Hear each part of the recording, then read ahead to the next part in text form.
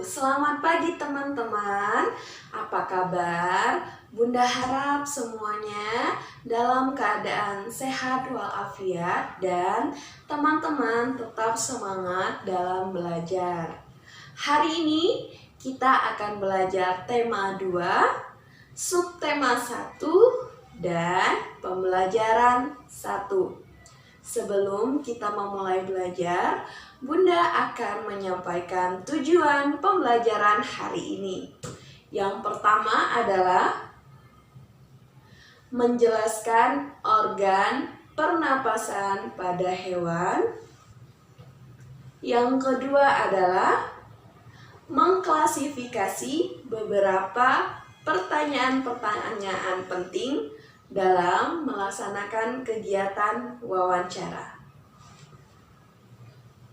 Yang ketiga adalah melakukan perkalian dua bentuk pecahan, yaitu pecahan biasa dengan pecahan biasa. Baiklah teman-teman, sebelum kita memulai pelajaran hari ini, mari kita sama-sama untuk membaca basmalah. Bismillahirrahmanirrahim. Oke, hari ini kita akan mulai belajar ya teman-teman. Silakan teman-teman untuk membuka buku halaman 1. Teman-teman, Bunda ingin bertanya dengan teman-teman, apakah di lingkungan rumah teman-teman terdapat banyak jenis hewan? Hewan jenis apa saja yang sering teman-teman temui di rumah? Oh iya, pintar. Oke, kita mulai dari yang pertama. Di buku ada cacing tanah, teman-teman. Nah, teman-teman, sebelumnya kita sudah pernah belajar apa itu avertebrata dan vertebrata. Bunda ulangi sedikit ya, teman-teman. Vertebrata adalah hewan yang memiliki tulang belakang dan avertebrata adalah hewan yang tidak memiliki tulang belakang. Nah, di sini kita akan membahas salah satu contoh hewan yang sering kita jumpai, yaitu ada cacing tanah. Cacing tanah, teman-teman, adalah salah satu contoh hewan avertebrata dan bernapas menggunakan permukaan kulitnya. Nah, di atas permukaan kulit cacing tanah itu terdapat banyak lendir-lendir, teman-teman. Nah, lendir-lendir ini adalah lendir-lendir darah yang mampu menyerap oksigen dan mengeluarkan karbon dioksida. Yang kedua, contoh yang sering kita temui di sekitar rumah kita itu ada namanya serangga. Nah, teman-teman, serangga bernafas menggunakan trakea, teman-teman. Nah, nanti udara akan masuk ke dalam lubang-lubang di sepanjang sisi-sisi tubuh si serangga tersebut. Lubang tersebut dinamakan dengan stigma. Nah, selanjutnya ada ikan, teman-teman. Nah, ikan sering banget dijumpai oleh teman-teman. Bahkan mungkin ada beberapa dari teman-teman yang memelihara ikan. Oke, yang ketiga adalah ikan. Ikan bernafas menggunakan insang, pinter. Nah, di insang itu terdapat beberapa filamen atau lembaran-lembaran, teman-teman. Ikan menggunakan insang ketika akan bernafas di air, jadi dia muncul di permukaan air untuk menghirup oksigen, teman-teman, seperti itu. Nah, selanjutnya ada amfibi, hewan yang hidup di dua alam. Nah, amfibi itu mengalami dua fase, yaitu fase saat masih muda dan fase dewasa. Fase ketika masih muda saat berbentuk berudu itu bernafas menggunakan insang. Nah, Kalau sudah memasuki fase dewasa, dia bernafas menggunakan paru-paru dan kulit basah, teman-teman. Nah, kulit basah yang lembab dapat membantu pertukaran oksigen dengan karbon dioksida. Terus yang kelima ada reptilia. Reptilia bernafas menggunakan paru-paru, teman-teman. Oksigen akan masuk melalui hidung, lalu ke tenggorokan dan berakhir di paru-paru. Nah, yang keenam adalah burung atau aves. Burung bernafas menggunakan pundi-pundi udara, teman-teman.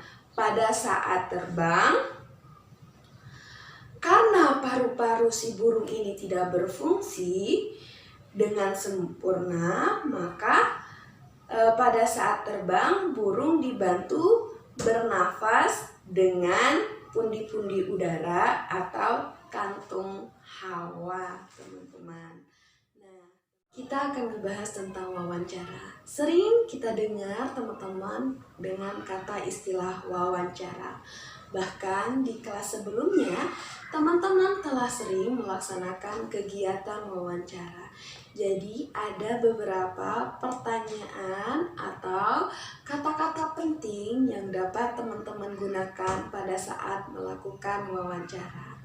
Yaitu ada kata siapa, apa, bagaimana, kapan, berapa, mengapa, dan di mana, teman-teman. Nah, contoh dari pertanyaan itu ada misalnya, siapa yang akan menjaga kebersihan lingkungan rumah? Nah, itu ada contoh pertanyaan di buku halaman 6 ya, teman-teman. Terus ada kata istilah di mana. Di mana pencemaran lingkungan itu terjadi, teman-teman ya. Terus ada apa? Apa yang akan dilakukan oleh masyarakat sekitar untuk mencegah terjadinya pencemaran lingkungan? Terus ada kata istilah berapa. Berapa korban jiwa dari pencemaran lingkungan? Terus ada kata di mana. Di mana terjadinya pencemaran lingkungan? Terus ada kapan. Kapan terjadinya pencemaran lingkungan? Terus ada bagaimana. Bagaimana proses terjadinya pencemaran lingkungan? Terus ada mengapa. Mengapa terjadi lingkungan yang kotor? Seperti itu adalah contoh dari pertanyaan pada saat kita akan melaksanakan wawancara, teman-teman. Teman-teman, sekarang kita akan belajar tentang perkalian pecahan biasa dengan pecahan biasa. Nah, teman-teman, di sini ada rumusnya ya yang sudah Bunda tulis, yaitu A per B dikali C per D sama dengan A dikali C per B kali D. Oke teman-teman, Bunda langsung kasih contoh soal ya, biar teman-teman paham. Nah, contoh soal yang Bunda akan ambil itu seperti ini ya.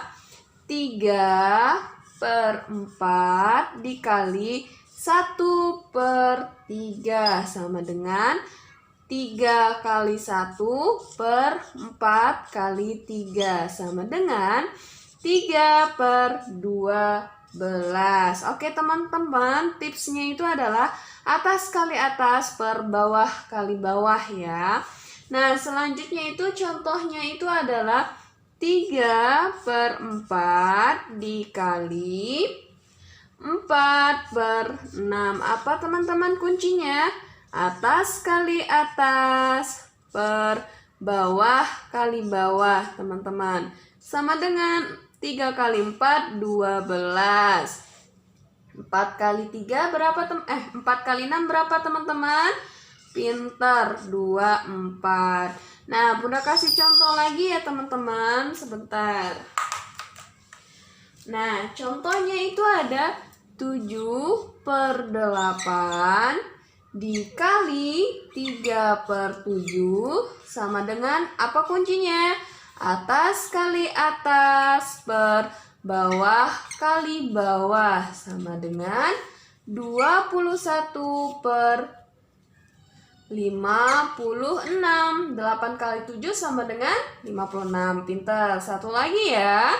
4/7 dikali 2/5 sama dengan gimana tadi teman-teman? Atas kali atas per bawah kali bawah sama dengan 4 kali 2 8 per 7 kali 5 35.